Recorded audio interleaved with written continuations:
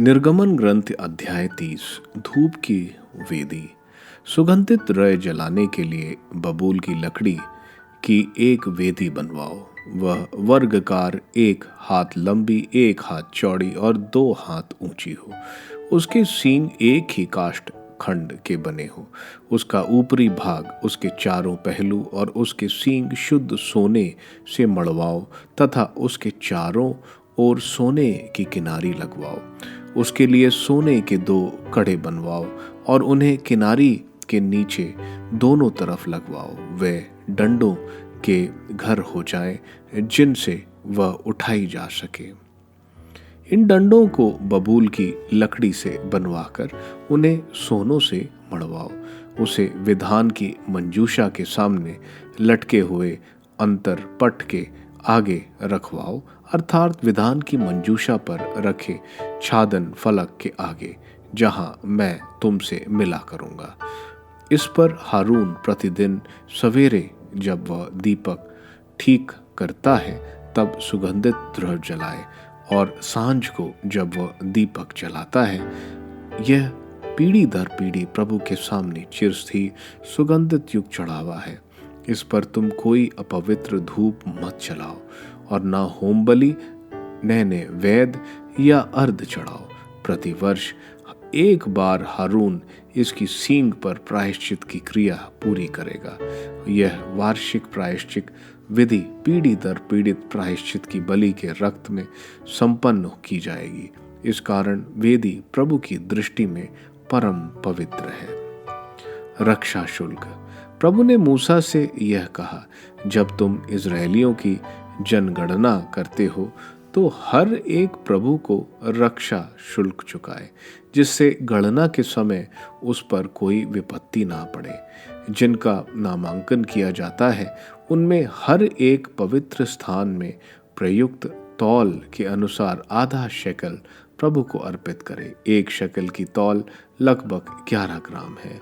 जिनका नामांकन होता है, अर्थात जिनकी अवस्था 20 वर्ष या उससे अधिक है, वह प्रभु को चढ़ावा दे। प्रभु के रक्षा शुल्क के रूप में धनी आधे शेकल से अधिक ना दे और दरिद्र इससे कम ना दे। इजरायलियों से यह रक्षा शुल्क लो और दर्शन कक्ष के लिए इसका उपयोग करो। यह रक्षा शुल्क प्रभु को इजरायलियों का स्मरण दिलाता रहेगा। चिलमची। प्रभु ने मूसा से यह कहा, प्रक्षालन के लिए कांसे की चिलमची और उसके साथ कांसे की चौकी बनाओ। उसे दर्शन कक्ष की वेदी के नीचे रखवाओ और उसमें जल भरवाओ। हारून और उसके पुत्र उसमें पानी लेकर अपने हाथ पैर धोएंगे। दर्शन कक्ष में प्रवेश करने से पहले वे जल से हाथ पैर धोएं, नहीं तो उनकी मृत्यु हो जाएगी। इसी प्रकार जब वे प्रभु को होम बलि चढ़ाने वेदी के निकट आए तो ऐसा ही करें, नहीं तो उनकी मृत्यु हो जाएगी। यह हारून और उनके वंशजों के लिए पीढ़ी दर पीढ़ी चिरस्थायी आदेश है। अभियंजन का तेल। तब प्रभु ने मूसा से कहा, ये उत्तम मसाले लो, जिनकी तौल पवित्र स्थान के तौल के अनुसार हो। 500 शिकल स्वच्छ गांधरस, इसका आधा अर्थात 250 शेकल सुगंधित दालचीनी और 250 शेकल सुगंधित अंगूरी, 500 शेकल तेजपात और 4 सेर जैतून का तेल। इन्हें मिलाकर किसी इत्रसाज द्वारा सुगंधित पवित्र अभियंजन तेल बनाओ। इस तेल से दर्शन कक्ष, विधान की मंजूषा, मेज और दीप वृक्ष, उनके सारे सामान, धूप वेदी, होम बलि की वेदी और उसके सारे सामान, चिलमची और उसकी चौकी का विलेपन करो। तुम इस प्रकार उनका अभियंजन करोगे और वे परम पवित्र बन जाएंगे। जो कुछ उनका स्पर्श करेगा वह पवित्र हो जाएगा। हारून और उसके पुत्रों का अभियंजन करो, जिससे वे याजक बनकर मेरी सेवा कर सकें। इजरायलियों से यह कहो कि यह भावी पीढ़ियों के लिए मेरा पवित्र अभियंजन का तेल होगा।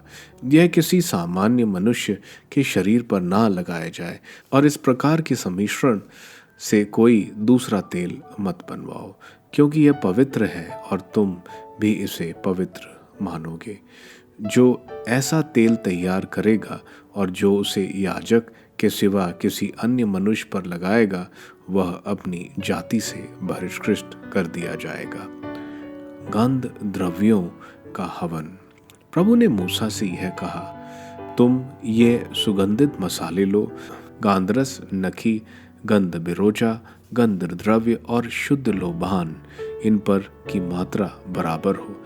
इनमें नमक लगवाकर किसी एतराज द्वारा सुगंधित लोबान बनवाओ जो शुद्ध और पवित्र हो। फिर उसमें कुछ पीस कर चूर्ण बनवाओ और उसे दर्शन कक्ष में विधान मंजूषा के सामने रखो, जहाँ मैं तुमसे मिलूंगा। वह तुम्हारे लिए परम पवित्र होगा। इस प्रकार के सम्मिश्रण से अपने लिए लोबान मत बनवाओ, उसे प्रभु को अर्पित समझो। जो उसकी सुगंध का आनंद प्राप्त करने के लिए ऐसा लोबान तैयार करेगा, वह अपनी जाति से बहिष्कृत कर दिया जाएगा।